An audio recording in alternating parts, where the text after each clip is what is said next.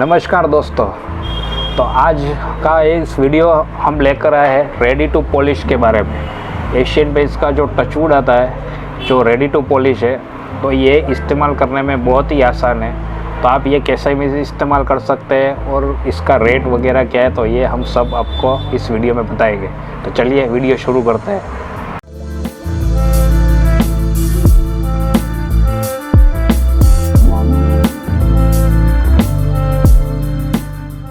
तो सबसे पहले हम बात करेंगे रेडी टू पॉलिश के बारे में। तो आपने पीयू, मेलामाइन, पॉलिश, ये सब वगैरह का नाम तो सुना ही होगा। तो रेडी टू पॉलिश लगाने में बहुत ही आसान है। इसमें कोई टेक्निक या पेंटर की ज़रूरत नहीं है।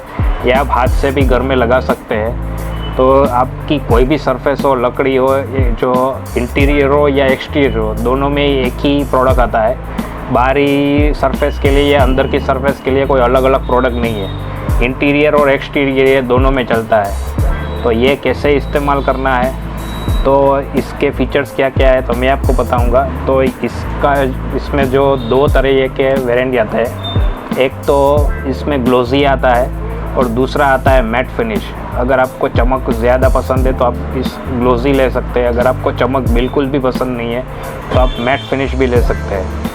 तो टचवुड लगाने के लिए आपको क्या करना पड़ेगा, तो सबसे पहले जो आपका सरफेस है, जो लकड़ी है, तो उसको आप पहले अच्छी तरीके से घिस लीजिए। आप नॉर्मल पेपर लीजिए, कोई भी पॉलिश पेपर आपको लेना है। पेपर बहुत ज़्यादा रफ़ नहीं होना चाहिए, थोड़ा पॉलिश पेपर आपको लेना है। तो फिर उससे आपके जो सरफेस है वो अच्छी तरीके से साफ़ कर लेना है। तो इस पॉलिश पेपर से आप अपने सरफेस को अच्छी तरह से साफ़ कर लीजिए।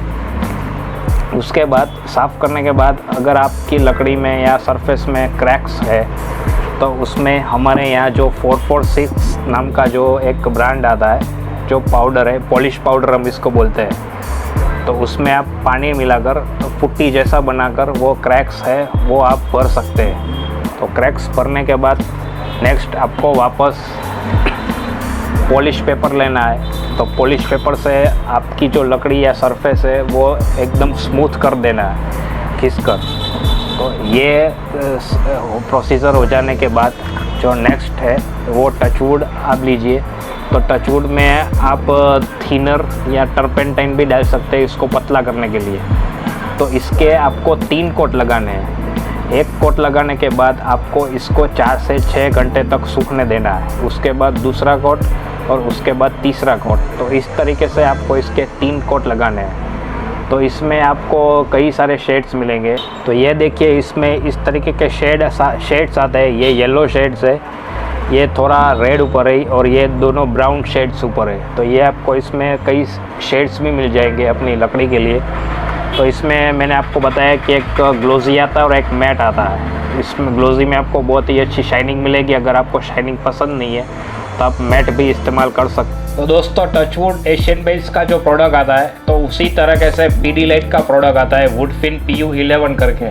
तो ये सेम टचवुड क्वालिटी है। तो आप रेडी टू पॉलिश के लिए वुडफिन PU11 भी ला सकते हैं। अगर आपको एशियन पेंट्स का नहीं मिलता तो ये पीडीलाइट का ही ब्रांड है, फेविकॉल पीडीलाइट का। ये भी पीडीलाइट का ही ब्रांड है। ये बहुत ही अच्छा ब्रांड है। ये भी मैं अपनी शॉप पर रखता हूँ। ये भी बहुत अच्छी क्वालिटी है कि इसकी शाइनिंग भी बहुत ही बढ़िया है। तो आप वुडफिन PU11 भी ला सकते हैं टचवुड के ऑप्शन में। तो उसी तरीके से एक और प्रोडक्ट आती है, वो भी पीडीलाइट की प्रोडक्ट है, शोकेस करके। तो इसमें आपको शेड्स नहीं मिलेंगे। वुडफिन में आपको सभी तरह के शेड्स मिल जाएंगे, येलो, ब्राउन, रेड वगैरह। तो उसी तरीके से जो शोकेस आता है वो सिर्फ क्लियर ही आता है। तो शोकेस में आपको सिर्फ क्लियर शेड मिलेगा, लेकिन इसकी जो शाइनिंग है वो टचवुड और वुडफिन से भी ज़्यादा आपको शाइनिंग मिलेगी। अगर आपको क्लियर में चाहिए तो शोकेस लाइए, पीडीलाइट का ही प्रोडक्ट है ये भी। तो ये भी बहुत ही बढ़िया क्वालिटी है। तो आप आज ही लिए एशियन पेंट्स का टचवुड रेडी टू पॉलिश।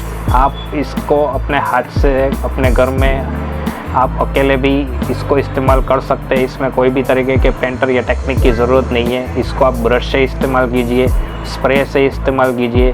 और हमारे यहाँ जो तरीके से काम होता है रेडी टू पॉलिश का, वो क्या होता है कि एक मलमल जो वाइट कपड़ा आता है, बहुत ही साफ़ मलमल, तो उसका भी आप इस्तेमाल कर सकते हैं। उसमें क्या है कि फिनिशिंग बहुत ही बढ़िया आएगी उस कपड़े से। तो आप उसको इस तरीके से इस्तेमाल कर सकते हो जैसा भी मैंने आपको बताया।